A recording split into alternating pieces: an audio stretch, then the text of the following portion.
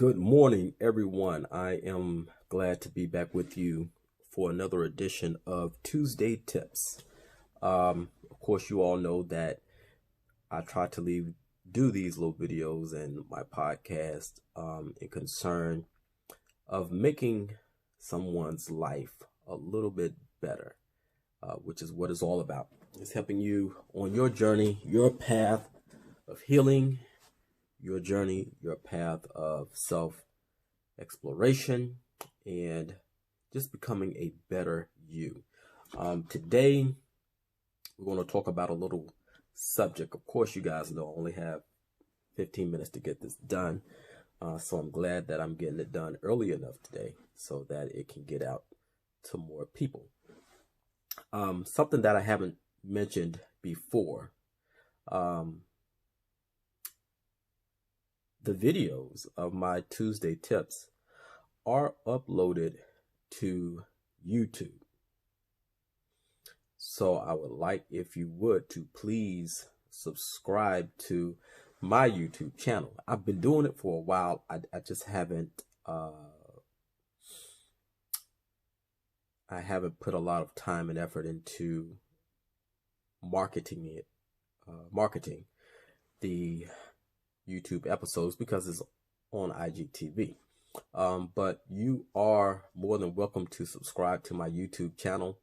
It's positive stuff. It's all about you, and it's about you bettering yourself.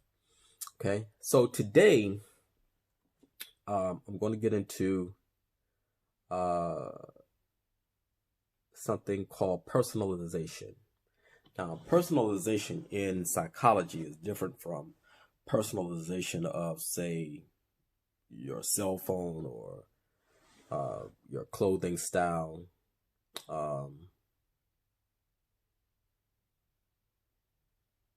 Personalization in psychology is an actual cognitive distortion. What I'm going to do is, let's see, let me go here. Where are my notes?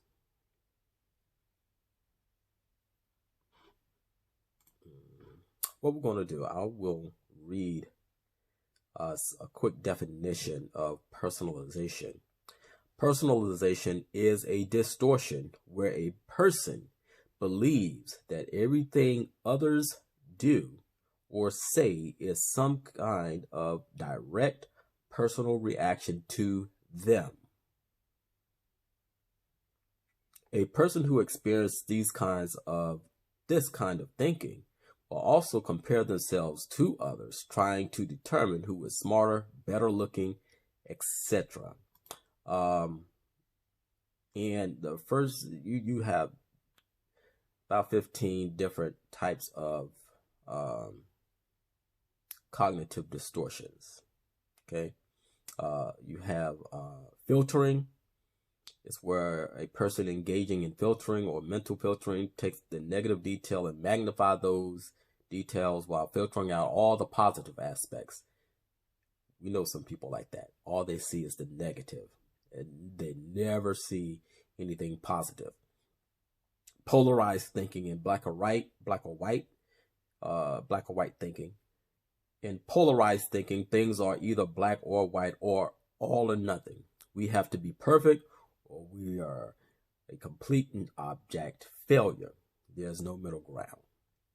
Overgeneralization. In this cognitive distortion, a person comes to a general conclusion based on a single incident or a single piece of evidence. If something bad happens just once, they expect it to happen over and over and over and over. When you just overthink.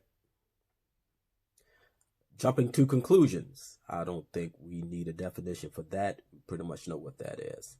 Catastrophizing. Now, this is a big one. And to me, this is closely related to personalization. When a person with a distortion thinks that is all about them, when there's a negative conception or perception, that person begins to thinking catastrophically. meaning everything is just blown out the water. And we know people like that. So catastrophizing, when a person engages in catastrophizing, they expect disaster to strike no matter what. This is also referred to as magnifying. Okay.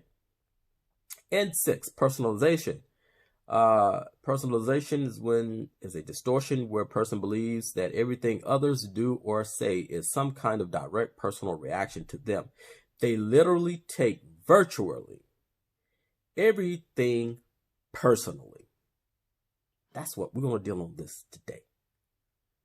They take everything personally, even when something is not meant in that way. A person who experiences this kind of thinking will also compare themselves to others, trying to determine, again, who's smarter, better looking, etc.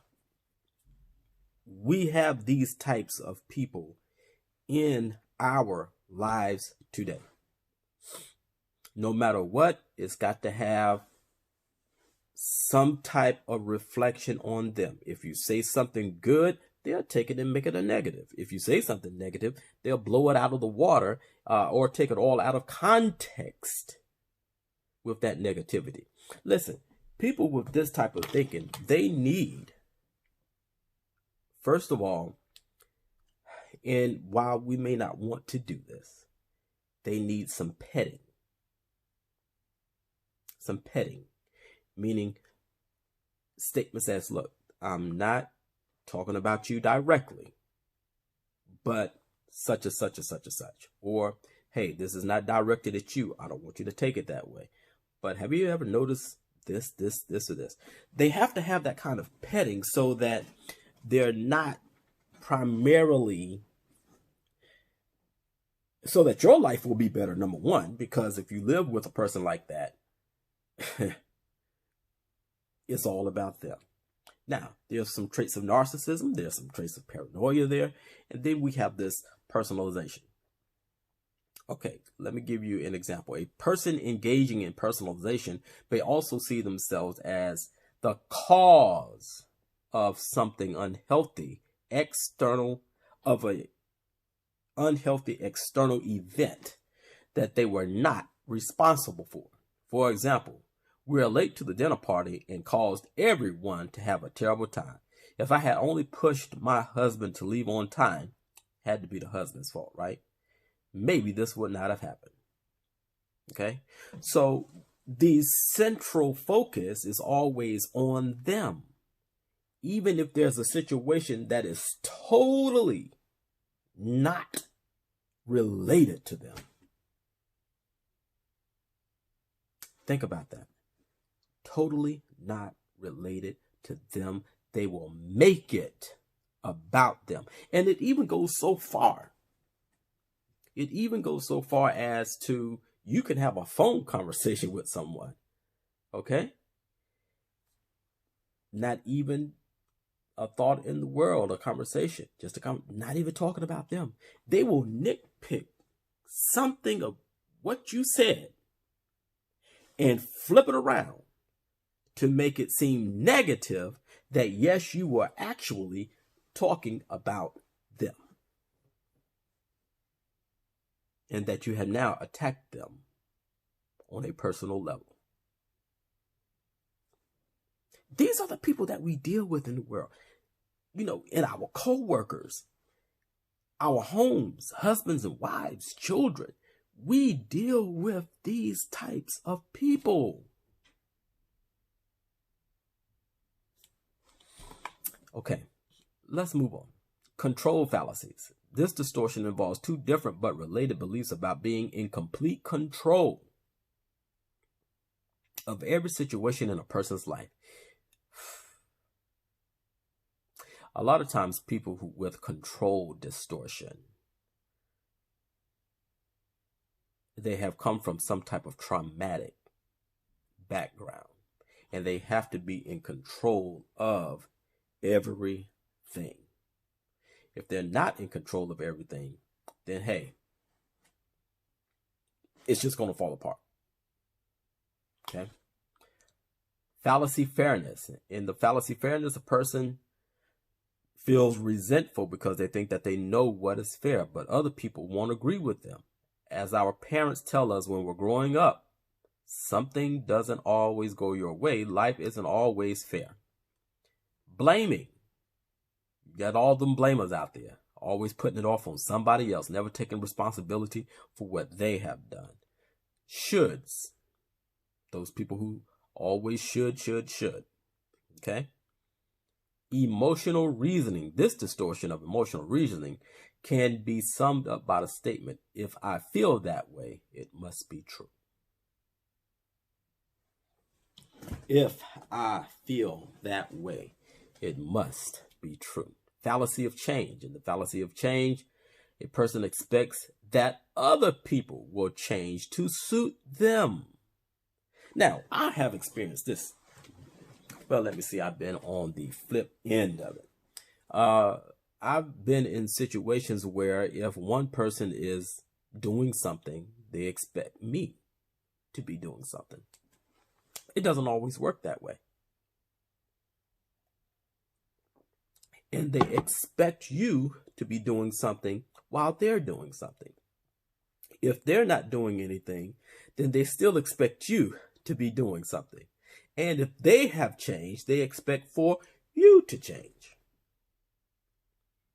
It ain't always that way, people. It's not.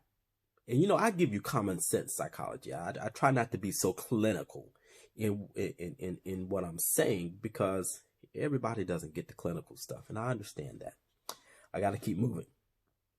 Global labeling, also referred to as mislabeling. Yes, you have people out there who will label you, and you are mislabeled. And those of you who are doing that, you need to seek help. Always being right. I know a lot of my brothers out there will agree that there are people in their lives who are always right, and you're wrong no matter what. I ain't going to get into all of that, but you know what I'm talking about. And sometimes it's the other way around. A lot of my sisters out there, you know exactly what I'm talking about too. You have those people in your life as well. Heaven's reward fallacy. The final cognitive distortion in my notes here is the false belief that a person's sacrifice and self-denial will eventually pay off, as if some global force is keeping score. Now, that one is a little bit far-fetched for me, because being a minister, I believe in rewards for whether we do good or whether we do bad. And I believe that the word of God says you will reap what you sow. I believe that. And nobody will ever make me doubt that. Yes, you reap what you sow. If you treat others good, good will come back to you. Yeah, you may have some hiccups in life. You may have some challenges in life. But if you do good, good is coming back to you. If you do bad, bad is coming back to you. And I'm not all for this generational curse type of thing, but I believe in the generational blessings. Look, be a blessing to someone so that your children can be blessed and their children can be blessed. Understand the eye of the Lord is in every place, beholding the good and the evil. It's there. So you can't get out of it. So look, folks, I have to end the video, but I may continue this on next week because this seems to be a real good subject. So for the time being, I want you all to have a wonderful, wonderful, wonderful Christmas, and I will talk with you soon.